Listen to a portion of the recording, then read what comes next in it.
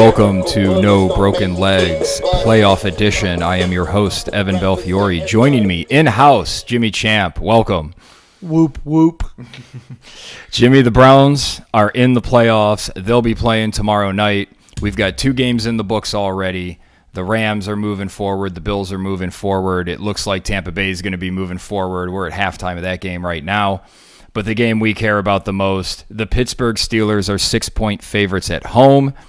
Jimmy, the Pittsburgh Steelers have put hard times on the Cleveland Browns. How do the Browns put some hard times on Pittsburgh this weekend? Well, I don't know if they can actually put hard times on the Steelers, but they're going to have to score points. With the exception of one half of football for the past 2 months, the Pittsburgh offense with Ben Roethlisberger has looked lazy and inefficient. The Cleveland Browns are going to have their chances, right? It just can't be easy and fair, though, right? No. And the Browns, I don't think, have held consecutive practices in, 3 weeks? It's been, I believe, 3 weeks, yeah.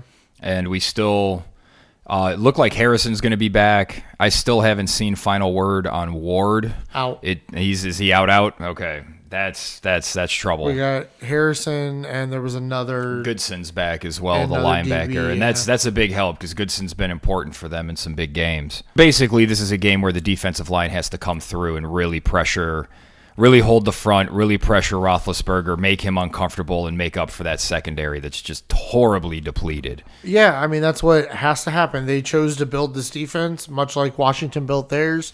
You know, they sprinkled in a Denzel Ward pick here, pick some players that haven't really had a chance to play.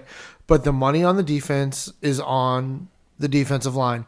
Pittsburgh's offensive line isn't looking great. We know as a team they're just disjointed, and you just need to get to Ben.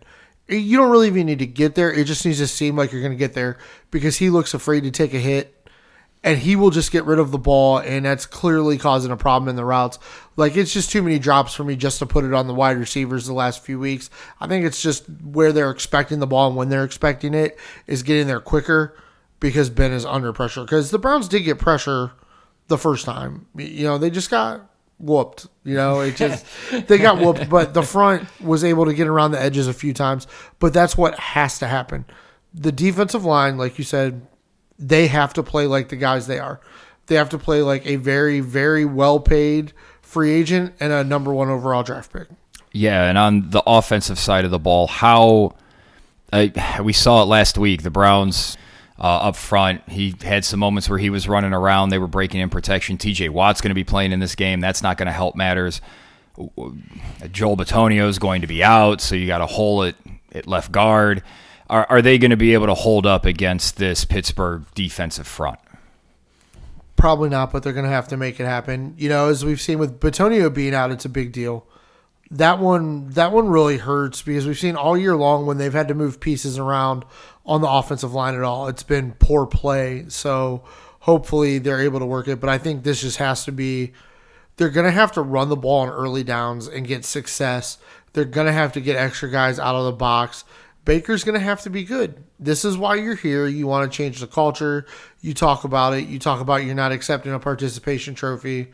For getting to the playoffs, you want more. You want to show that your team can get more. You're going to have your opportunities, but you're going to have to get rid of the football. Like, running around with the football in your hand is not going to work against this defense. No bueno. No, it's not going to work. So he's going to have to get rid of the football. And I think Kevin Stefanski will have all that worked out. I'm sure they've worked out a very elaborate system somehow, some way to get the calls that he wants into the game. But Baker's just going to have to be good. Jarvis is going to have to be good. Our skill players, the Brown skill players, have to win one-on-ones. I would love to see Hunt and Chubb in the backfield at the same time. It seems like it gives them a real dynamic look. And I think if you put Hunt and Chubb in the backfield at the same time, that's going to get a blitzer off because then they're going to have to spy one way or the other. So I would look to see some of that. But all year we felt Kevin Stefanski was really, really good. I'm not just going to say, granted, he can't be on the sideline, but he can still work the game plan. He can still create the scripted plays. He can still create the audible packages. So I'm going to believe in him, and I think the offense is going to get it done. I think we've seen Kevin Stefanski be very organized all year. So I think all of the things that need to happen on Sunday have been happening in that coaching staff. The big thing is nobody else has been making those decisions. We'll see what happens here. I like that they made the special teams coach the acting head coach instead of the offensive coordinator or the defensive coordinator. They've got enough to worry about as it is. Plus, it's good to have that sort of third guy that can see something going on the defense and go, okay, hey, we don't let them do that anymore. That can't happen. Or on offense saying, you know what, we've gone 3 plays and Chubb hasn't touched the ball. That he needs to touch the ball. Yeah, I agree. Like we talked off air, I would have loved it if Bill Callahan, the offensive line coach, didn't have COVID, because I imagine since he has head coaching experience prior, that he would have got the job, and Nick Chubb and Kareem Hunt would have combined for 120 rushes. And the defense would have played a soft zone all game, and that might be exactly what the game plan needs to be. Like, I think defensively you have to try – you're going to have to pick spots. You're going to have to run some blitzes, and the front's going to have to try to get to Ben. But then I think around that, it needs to be bend, don't break. Like, I think they need to force Ben to throw the ball as much as they can. The more times Roethlisberger throws the ball, the more chances the Browns defense will have at making a play. But I think they got to play a soft zone. You can't let anybody get over the top. Like, you can't have that Chase Claypool 80-yard bomb. They've got to keep everybody in front of them. But I think that will frustrate the offense. And that's hopefully what we need. We need to shorten the game. We need to shorten possessions. You don't want Ben to touch the ball 13 times. No. You've got to sustain drives. You're going to have to score points. Because I don't think the Browns can win this game like 17-10. No, but they can definitely win it in the high teens and 20s. And I think that's where they want this game to be. And I think, to your point, with this Pittsburgh offense really struggling, forcing them to methodically move down the field in rhythm is probably the way to go, because they're so disjointed right now. You're basically just waiting for them. You're waiting for Roethlisberger to overthrow somebody. You're waiting for Ebron to drop a pass, or one of those plays where they try to run the ball and it just goes nowhere, because they cannot run the football. And I did like what the Browns were able to do with Chubb running the ball early in that game. It did look like they started to pull back on the reins to save some stuff. So hopefully we see that tomorrow.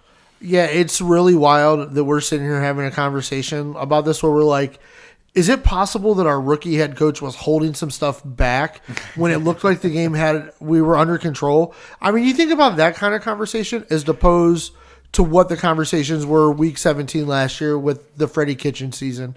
For a team to come so far so fast, to me this season is not a failure, but what a successful start to this era. If you can beat the Pittsburgh Steelers in Pittsburgh in the first round of the playoffs. I mean, that is where where the fans have just been wanting to go forever. Well, it shuts up all the critics. Yeah, it really does. It doesn't matter if they win this game 12-11. It just doesn't matter. If you win this game, you win this game. It doesn't matter if Baker Mayfield's crappy. You've now beaten Pittsburgh in the playoffs. You're 1-0 in the playoffs. Next game. Yeah, exactly. That is 100% what it is, and I hope that's how they take it. One game, let's go out and let's execute this game plan. Like, I have no problem if the Browns win this game and Nick Chubb touches the ball 50 times. If the Browns lose this game and Baker throws the ball 40 times, that's probably a mistake.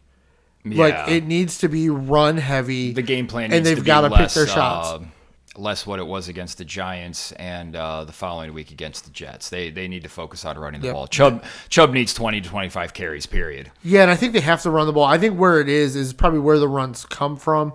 They've got to run on early downs and be successful. Like, that's where it is. If you can't run on early downs against Pittsburgh, then you're in trouble. Yeah, because then they can just basically tee off pass, run, pass. And that's the last thing you want them to be able to do. And this is where I'd like to see Stefanski really employ the 2 tight end sets. Give Baker some extra blockers out there early. Get some extra guys out there to start moving everything forward so you can run the ball, run the play action. Start working when they run plays where they have tight ends blocking or chipping and then they release. Those plays are incredibly successful. They're always open. And they're going to run a trick play. Like, they're going to run one, right? Like, that's going to happen. I hope it's the Jarvis Landry throws the ball play. That's the play I hope it is. See, I actually think that Pittsburgh's going to be thinking about that. I think they need to figure out a counterattack, like a fake Jarvis Landry, like fake it to Jarvis Landry, but it's not a Jarvis Landry pass, and then, whatever. But I think that's something's going to happen. That's in the playbook for this week, and they know they're going to run something. Yeah, oh, absolutely. But that's how they've been successful this year. So really, on defense, we're just hoping that Roethlisberger misses enough passes, the wide receivers drop enough passes, and the defense maybe hangs around and gets a turnover or two. Yeah, I mean, but that's what has to happen. They have to get pressure up front, and the secondary, you don't have to be good all day, but you need one or two plays where you're great. They need to make a couple plays. They need to break up a 3rd and 10 that would be complete. They need an interception. They've got to keep everything in front of them. I think that's the key for the secondary, is nothing over the top. I think if they can keep everything in front of it, it will frustrate that Pittsburgh offense that's struggling for the most part anyway. And I think you can kind of control the game and flip the game that way. Like if we could have, if offensively they could have one or two quick strike drives and then force a 3 and out, everybody on that Pittsburgh sideline is going to be like, are we about to fucking lose to the Cleveland Browns in the playoffs? Like, is this really fucking happening? And I think that's exactly what has to happen. I think this is a game you've got to get under their skin. You've got to be grimier than them. You've got to be dirtier than them. And just show them you're not going to be pushed around anymore. We stop short at swinging helmets at people, but everything in front of swinging helmets is in play. Yeah. Like, everything short of swinging helmets is what the defense has to do. All right, we have an over-under on this game at 47.5, which is a really tough number because I could easily see this being like a 28-20 game, give or take. 24-20 definitely in the books. What do you think here, Jimmy? I think it goes over. I don't think this is going to be a low-scoring game. I think Pittsburgh's going to score points regardless. And then it's just how many points can Cleveland score, but I think they'll cover this. I think this will be close to covered. I think the first half, I think it's going to be touchdown. Like, I really just feel like that. I think it's going to take the defenses a little while to settle in. So I'll probably take the over in this one. All right. I don't like that over-under line at all. The money line is Browns plus 225. Steelers are minus 279. 73% of the bets so far on the Steelers. Apparently, the experts, unlike Allen Iverson, think practice matters. What's your pick for this game, Jimmy? Oh, I'm homering, dude. I'm taking the Browns. I'm taking the Browns to win outright. I'll be betting on that Browns money line for sure. All right. I'm taking the Steelers because I also think practice matters. And I just think there's just too much that they're missing on especially the defensive side of the ball. It's not their fault that COVID has ravaged everything. This has been a great season. They put 11 wins up. They've now won 24 games in the last 3 seasons, which is what they won, I believe, in the 7 seasons before Baker Mayfield came on as quarterback.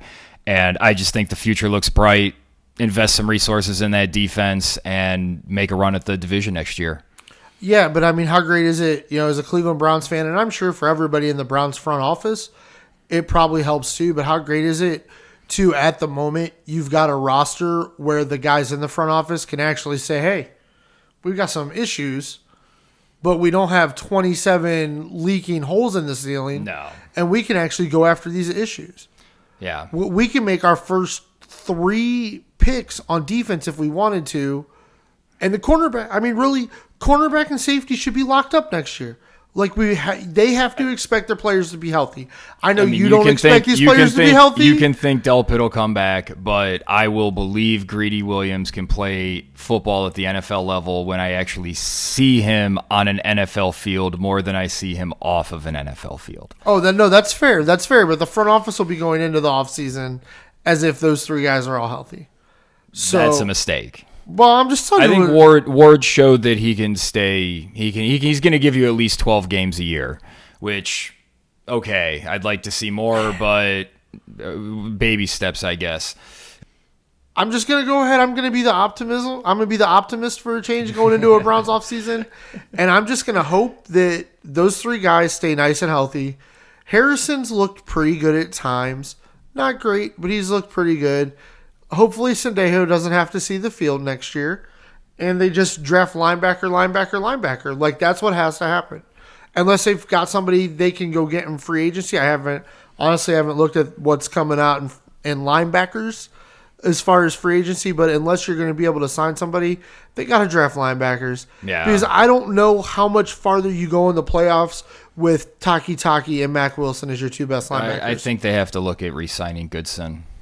He's helped them out a lot, and I think if they would have had better players in the secondary, I think he wouldn't look as bad as some people maybe say he does. I think he's been he's been their best linebacker in my opinion. Well, yeah, and there have been times that as the best linebacker on the defense, he's had to line up against a slot wide receiver. That's unfortunately they just don't have any talent on the defensive side of the ball in terms of their coverage. It's not there except for Denzel Ward. They're either not on the field or you're. What did I say about Sendejo earlier this week when we were texting with Brandon? I said he leads the league in most. How the hell do they not have someone better? Like it's scary. That's scary to me, man. And I'm just going to say it. Why is that young man Reed not on the Cleveland Browns? Why did they never look at him at all? Is that that's the kneeling thing, right? Yeah. And that's completely ridiculous because they could really use him on this squad. Yep. We saw the Buffalo Bills win their first playoff game in 25 years. This set me up for a great weekend because I had some money on the Colts to cover the spread, which they did. It was 6.5. The over hit as well. That was 50.5. So you get that one by half a point, everybody. This game, if you're a Buffalo Bills fan, I know you're happy you won this game, but I don't know how you have a lot of confidence moving forward because this is a game the Colts should have won. Yeah, absolutely. And I don't know. I want to say, if they had any other starting quarterback playing, but maybe if they had Jacoby Brissett playing, the Colts just straight up win this game. Like, I know there are a lot of people out there that love Phillip Rivers. They're cool with him. They think he's going to win with the Colts. He's not. There was one play without a doubt where the guy was running into the end zone and he threw the ball damn near a foot behind him. Ends up being a drop, and then Rivers is grabbing his helmet like the guy did something wrong.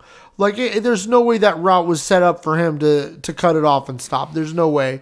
Not with a seam open like that. So I just don't think the Colts can get to where they need to be with Phillip Rivers at quarterback. Jacoby Brissett has always looked good when he's played if he's healthy. But I think it's a shame that it would really look like the Colts went from having a franchise quarterback have to retire because they had no offensive line and no defense to now they're still not going to get to the promised land because they don't have a quarterback to go with the offensive line and the defense that they've built. That being said, all we can do is win the game in the playoffs. Josh Allen did that. He looked really good today. He did. He made some really nice throws. That touchdown he threw to Stephon Diggs was just, that's the shit they've been doing all year. He did. Sometimes he's got to forget that he's not on the playground, though. Like, that's the biggest problem. Like, that sack where it turned into 2nd and 33. He had multiple opportunities to just throw that ball away. Sometimes he's got to realize the play is over. He seems to have problems with that. But I am worried about the Bills' offense after that game. Now, the Colts were probably the best defense in the AFC playoffs right now because we don't really know what the Steelers are going to look like. They didn't look good for that half against the Colts. And then Hayward and Watt sit. So I don't know what that's going to look like, but that's one of the better defenses. And Buffalo was able to score just enough points. Indy was probably the worst offense in the playoffs, and they still scored a few points. So I think the Bills should be concerned. I don't think they're nearly as close to Kansas City as everybody had them, and I might even have Baltimore with the trajectory of what's going on right now ahead of Buffalo. I don't disagree with most of that. The Bills, Josh Allen looked good today, and he's been getting a lot of run, and he did look good today. But, man, Frank Reich, that 270 money line was just sitting there for us, and you just didn't come through, buddy, and I'm very disappointed in you. It's a bad job by you. Just field goals. They had 4 trips in Buffalo territory in the first half that resulted in 3 points. You just can't do that in the playoffs. That's not how you can win games, and we were talking about it earlier.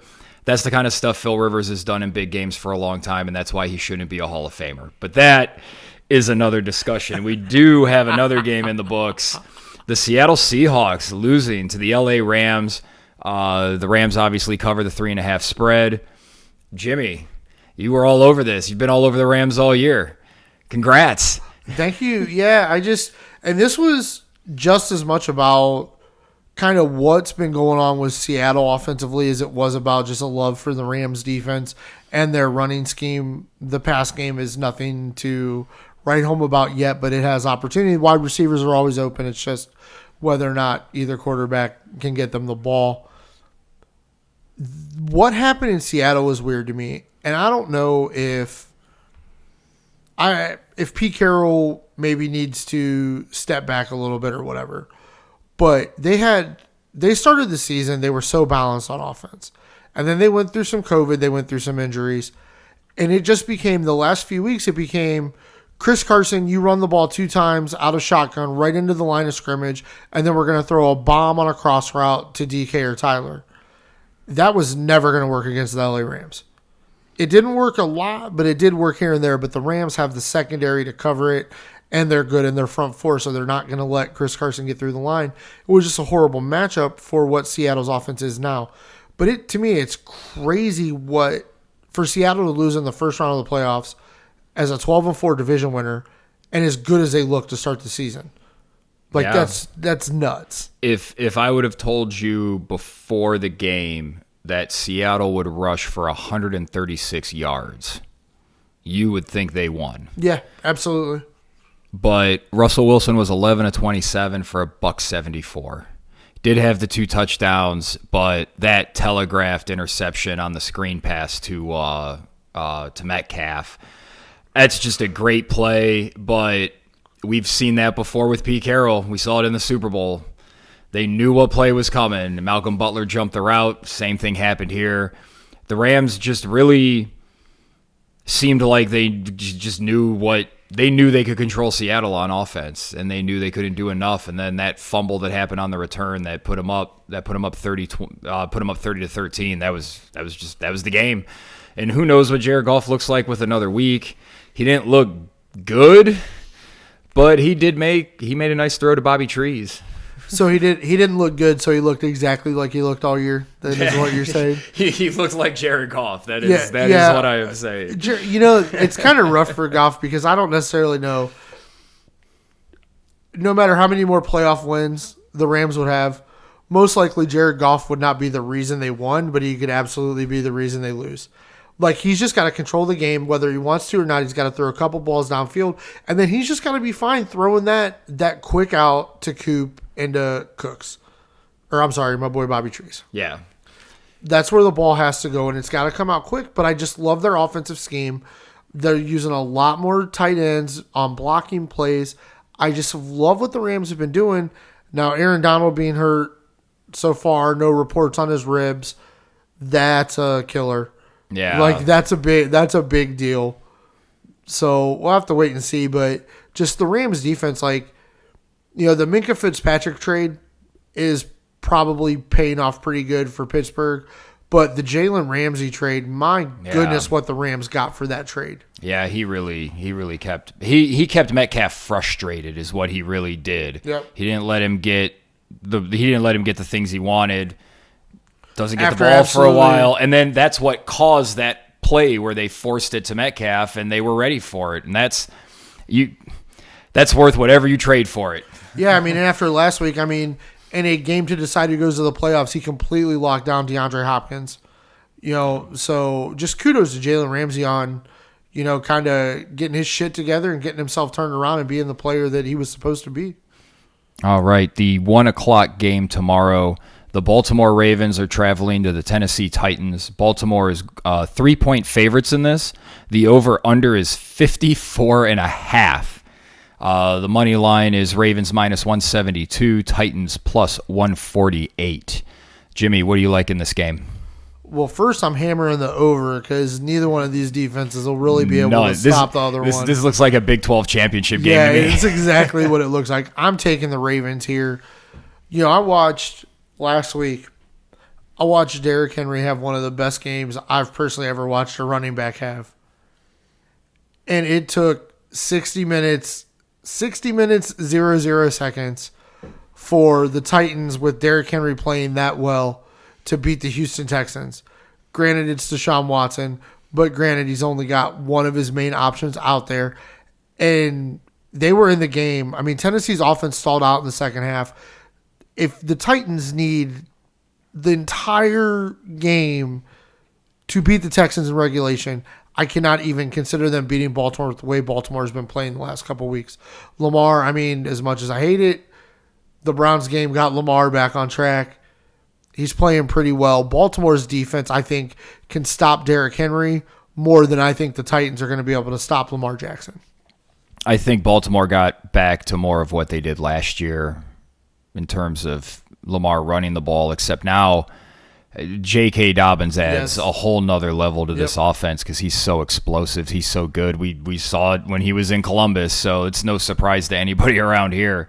I think they're going to be able to do enough running the ball to keep them off balance to be able to throw the ball. Tennessee's defense is trash, and I like the over on this. I like Baltimore to win this game. I think they get revenge. Lamar gets on the board with his first win.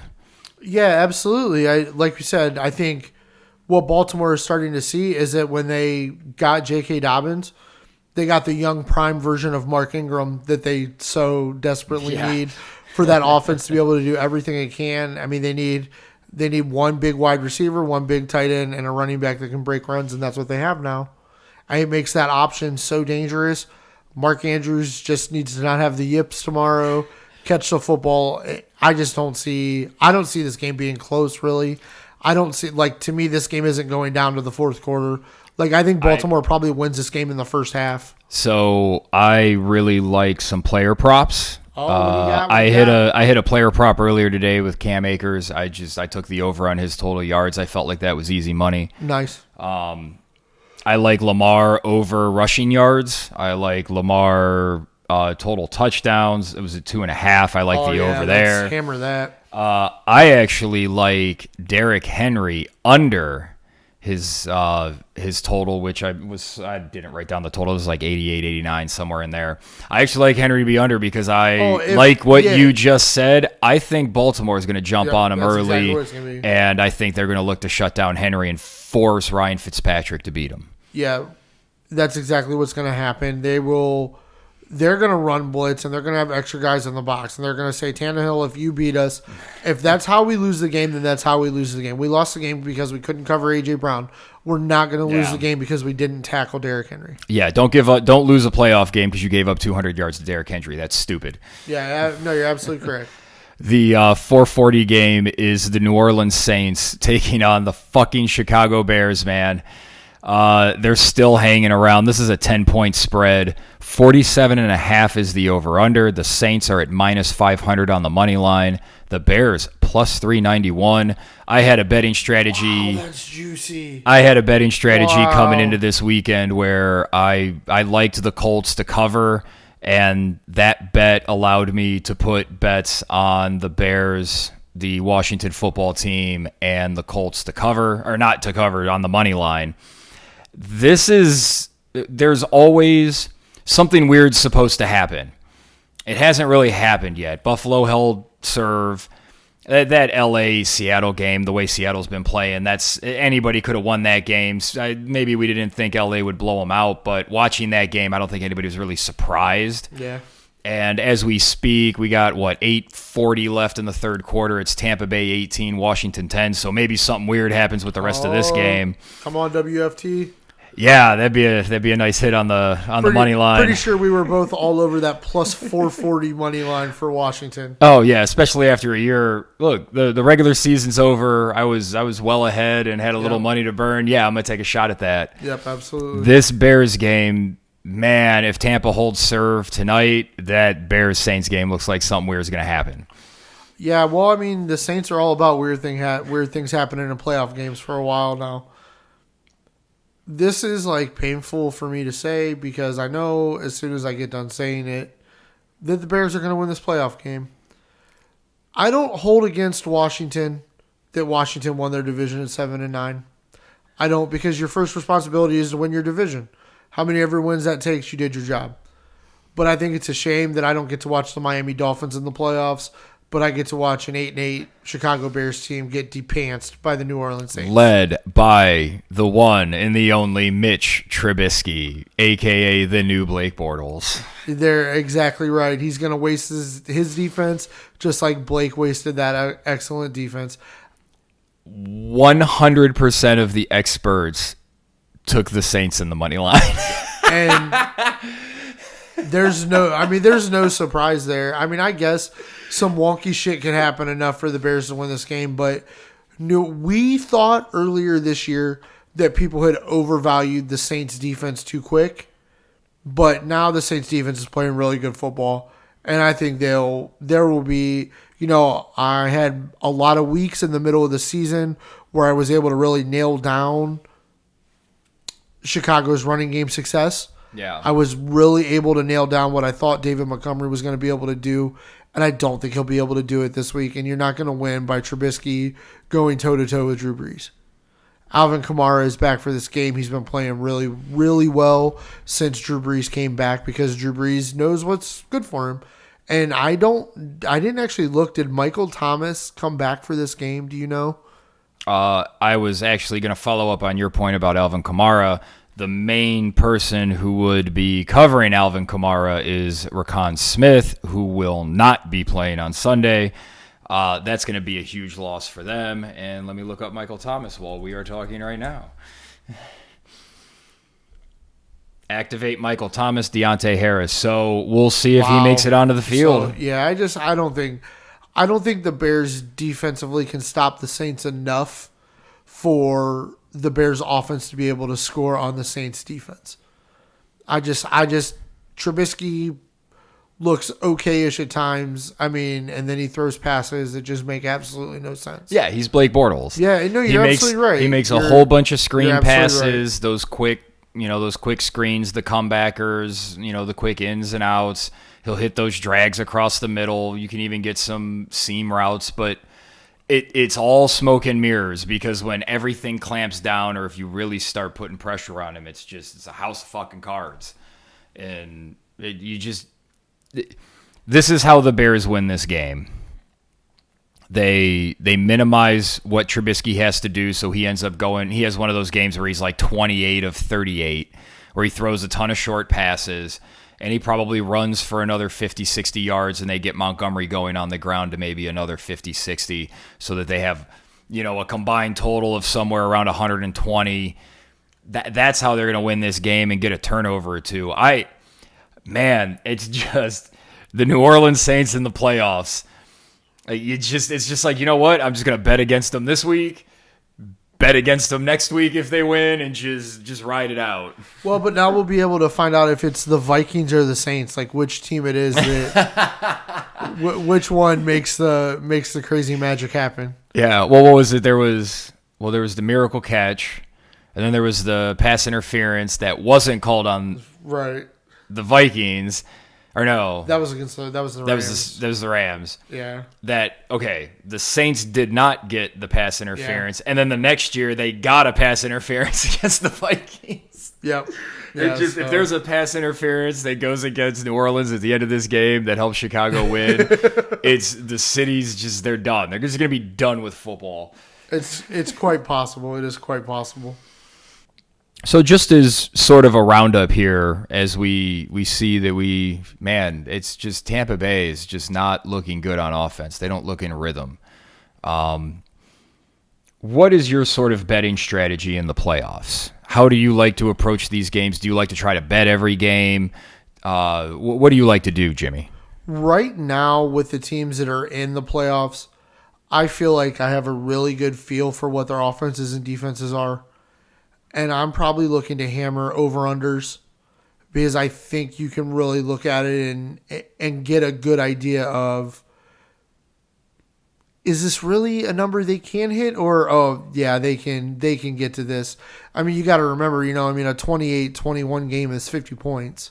Yeah. It's not actually as many scores as you would think to get to the big numbers. That score would have covered every game. 50.5, and then we have the 54.5. Yeah. But I mean I would be really surprised if that Ravens-Titans game winds up with neither team scoring at least 30. Yeah, somebody's scoring 30 in that game. I completely agree. And then, like we've done most of the year, it's like one of my favorite ones to focus on. I'm really just trying to pick upsets and hit the money lines.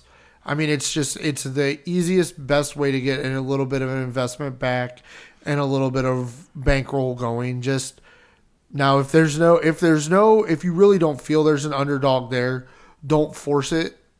But if you've hit a couple underdogs like we've hit today, then go ahead and get saucy with it, get spicy with it. But I mean, I think that's where it is, because Vegas is not going to let any of us put a bunch of money in our wallets betting on the Packers to win at home at Lambeau with Aaron Rodgers. So you got to get outside the box a little bit. But I think the money line, if you have a valuation of teams where you think the underdog can win, bet it. Don't sit there and go, oh man, I knew this team was better. Bet it. Bet it. I tend to stay away from the over-unders because I think there's better value, or I think I have a better grasp on the individual player props. Yeah, you've actually like today, Cam Akers seemed like props. a pretty simple one. I like Kamara, just anything Kamara tomorrow, go over. He's going to touch the ball a ton. He always touches the ball a ton. He's probably going to get 2 touchdowns and have 120 yards, and that's just another day at the office for him. Regardless of who they play, just in case we forget it next week, whatever Travis Kelce's player props are, take the over. Stop. He's hit his over on yardage he missed 2 of the last 8 weeks that he played because he didn't play. I don't think he played week 17. And the receptions and the touchdowns as well. Oh yeah, and he's going to get a ton of targets. And then Green Bay, bet Aaron Rodgers, bet Aaron Jones, bet Devontae Adams. They're all going to have big games, even though we don't know who they're going to play yet. That's just what's going to happen. Doesn't matter. Yeah, they're coming off the bye. We see it every year. The teams coming off the bye look way better than the teams that had to play because guess what? The bye fucking matters. Absolutely. You're absolutely correct. So our Super Bowl pick in the NFC is toast. Yep. Down go the Seahawks. So before we get to that, have you seen anything today that makes you think anybody's beating Kansas City? Out of the AFC? No. I agree. I'm still sticking with Kansas City. So who do you like now in the NFC? I'm gonna roll to the Packers. If I knew Aaron Donald and Jared Goff were healthy, I might go with the Rams. But Green Bay has looked really good for a month, and it hasn't looked fluky at all. It's looked like this is who we are offensively and defensively. You're not smart enough to figure out our play designs to get Devontae Adams the ball. I don't care. I'm going to throw it to him 25 times. That's what I'm going to do. Yeah. Aaron Jones on 3rd and 12 is going to get a 20-yard gain because that's just what he does.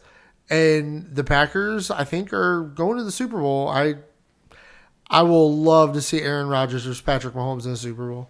Well, State Farm would love to see that too. Oh my God, the commercials! Oh, and it's gonna just obnoxious. I just Flo and fucking Jake from State Farm and all of these people are in my life too much. They're just in my life too much, and they don't need to be.